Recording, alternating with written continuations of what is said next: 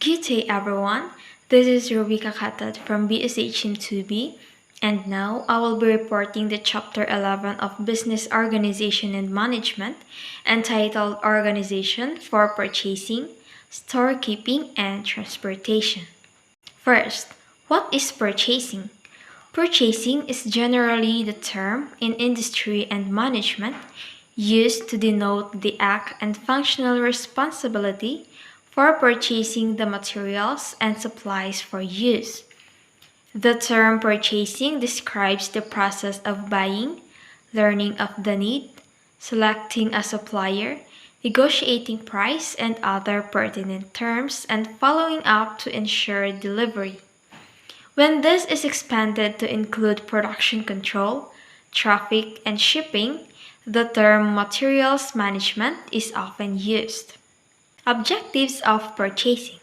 The purchasing responsibility is sometimes defined as buying materials of the right quality, in the right quantity, at the right time, the right price, from the right source. The fundamental objectives of purchasing for a manufacturing industry are to maintain continuity of supply to support the manufacturing schedule, to do so with the minimum investment in materials inventory consistent with safety and economic advantage, to avoid the duplication, waste, and obsolescence with respect to materials, to maintain standards of quality in materials based on suitability for use, to procure materials at the lowest cost consistent with the quality and service required to maintain the company's competitive position in industry, and to conserve its profit position insofar as material costs are concerned. The importance of purchasing could be further realized by considering it from the standpoint of buying four general types of items and considering different aspects of each type. These four types are merchandise, materials, equipment, and supplies. Buying merchandise and materials. Merchandise is bought primarily for resale, hence, the main features that the buyer must look are availability, style, and price. In the case of materials, on the other hand, compliance with definite standard specifications is the prime essential. The ability to buy merchandise for resale is distinctly different from the ability to buy materials for production. In buying merchandise, the buyer has in his mind the customers to whom he hopes to sell the goods. His success depends upon his ability to determine what will sell. There is some guesswork and an element of gambling which attracts many individuals, but the wrong guess surely endangers the job of the buyer. The buyer of materials, on the other hand, has to locate dependable sources of the specified materials at a reasonable price and has to be sure of delivery. If the material is not delivered on time, operations are affected, and if a high price is paid, the company has to raise the price of the finished product. Buying equipment. Equipment is purchased because of the time and labor it will save in turning out accurate and quantity work. But before any kind of equipment is purchased, the requirements of the work to be done must be determined and the equipment examined as to its suitability for the purpose. We can take as an example a simple operation whereby not so much factors are dealt with, so that it is not advisable to purchase complicated machines. Another consideration is the durability of the equipment. Equipment is expected to last for some time, so that its purchase should be attended with serious care. Buying supplies. Supplies include those items which do enter into the manufacture of the products, but are used within a company and are not resold. They are, for example, the stationeries, lubricating oils, soap, toilet paper, and similar items. The purchase of supplies is generally, although to a lesser degree, subject to similar consideration as the purchase of materials upon specification, inasmuch as supplies are used up within the concern and have no direct effect on customers. Some concerns do not pay as much attention to their purchase as they should. The supplies are likely to be purchased more on a price basis rather than on quality aspects. Being a facilitating staff function, the size and structure of the purchasing department depends on a variety of factors. The nature of the business determines to a great extent the role of the purchasing department. The size of the company would determine the size and complexity of the purchasing department. Generally, the bigger the company, the bigger and more specialized would be its purchasing unit. The cost of materials are as compared to the cost of the finished product is another factor, where raw materials are of utmost importance, as in meat packing industries. The purchasing function becomes one of the top importance, usually handled by a senior vice president of the firm. The organizational philosophy of top management and the location of operations come into play when a decision on centralization and decentralization of the purchasing function has to be made. Function of purchasing.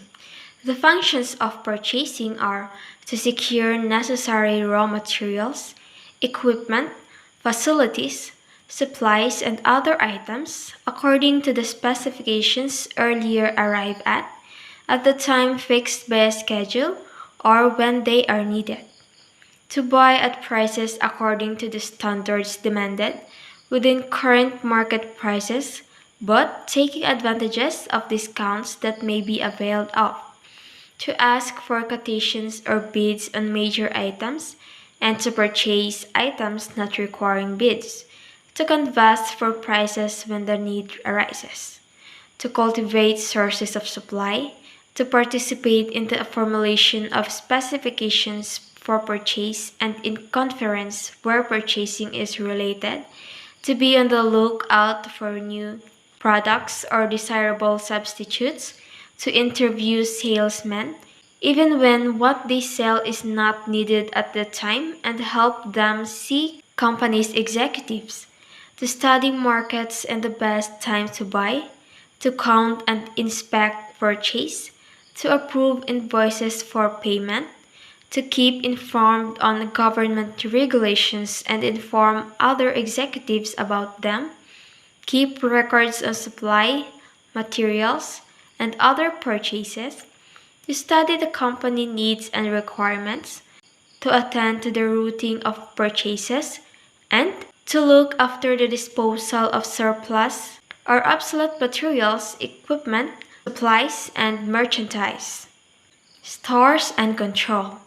The function of storekeeping is concerned with providing a places for the safe and convenient storing of materials and supplies that are needed for immediate use, for disbursing such materials as required, and for seeing to it that the supplies do not run out before additional quantities are ordered and received. One man is usually assigned to take charge and responsible for all aspects of storekeeping. The purpose of storekeeping and control may be stated in two categories. First, from the viewpoint of operation, to assure an adequate supply of materials when needed, in balance with the requirements, and turning over at a reasonable rate, and to assure that they are readily accessible and safe from fire, floods, theft, and other hazards. Second, from the financial viewpoint, to minimize inventory and investment at any given time, thus reducing cost of handling and storage, insurance, and interest, and to avoid losses from deterioration, obsolescence, and falling prices. Location of storerooms. The location of storerooms is an important consideration. It is logical and obvious that the storerooms should be conveniently near to the departments being served so that no unnecessary time may be lost in getting the items needed. Likewise, the storerooms should be located in such a way that deliveries from an outside source or services could be facilitated in order to avoid much handling and transportation. Unnecessary handling of materials adds to the cost, but not to the value. Stock keeping. Any system of stock keeping or stores controls is predicated on the orderly storage of materials and their accounting while in storage. Attention must be paid to facilities, supervision, and records. Storage facilities. Storage facilities must be adapted to the types of materials handled and which include racks, bins, shelving, platforms, and floor space, all numbered or otherwise identified as to specific location. The arrangement must follow as closely as possible the order of the commodity classification. Such arrangement will facilitate both the physical handling of stock when putting them in the stores or finding them as needed, and accounting for the stock by counting or reconciling them with the records. Supervision. Control of stores is further facilitated by unit storage so as to give a quick visual account of materials on hand. With uniform arrangement of say 20 units in a layer and with the use of markers, an accurate count of even several thousands is possible at a glance. A useful method of keeping control of stock is by the use of stock cards, where in entries of each addition to stock and issues from stock and the balance on hand provides a running inventory of each item. The basic record of the store's department is the stock record or the perpetual inventory. The records, of course, must be periodically verified, say monthly, semi-annually, or annually. Stock records are useful because they reduce physical inventory and economic but sufficient levels. They are needed in the preparation of per unit financial statements such as profit and loss or income statements. They reveal slow-moving stocks and the order of preferred priorities in getting stocks. They form a basis for adjustments in the event of fire, theft, or calamity. They minimize the commission of acts of dishonesty and carelessness, and they enable enterprise to keep delivery dates as promised to customers. Transportation. The importance of transportation as the facilitating function of business cannot be emphasized enough. Its effect on the entire economy is pervasive. Thus, a State of the Nation address of the President of the Philippines stresses that the transport sector cannot be neglected for long without the economy suffering adverse consequences. The system distribution may cease to function properly. Prices and local markets may fluctuate excessively. Inventory requirements may become abnormal. Production incentives may sag and resources may remain idle for lack of access. All function of business, but most especially production and sales, are dependent on a properly managed transportation system. Modes of transportation. A business firm may depend on outside sources of transportation. In addition, it may operate its own internal transportation facilities in both instances. The department charged with this function must be staffed by specialists and must make maximum use of planning, scheduling, specialization, and cost controls. Outside transportation may be by truck and bus, by rail, by water, and by air. Truck and buses are extensively used by business firms in the Philippines. Passenger traffic is also quite heavily. The railroad is an inexpensive method of transporting our raw materials and heavy equipment over relatively long distance. There are also special railways for sugar plantations and other enterprises. Air transportation is even more inexpensive because the Philippines is an archipelago of many islands. Trade and industry depends heavily on inter-island shipping. Air transportation is speedy and efficient, but expensive.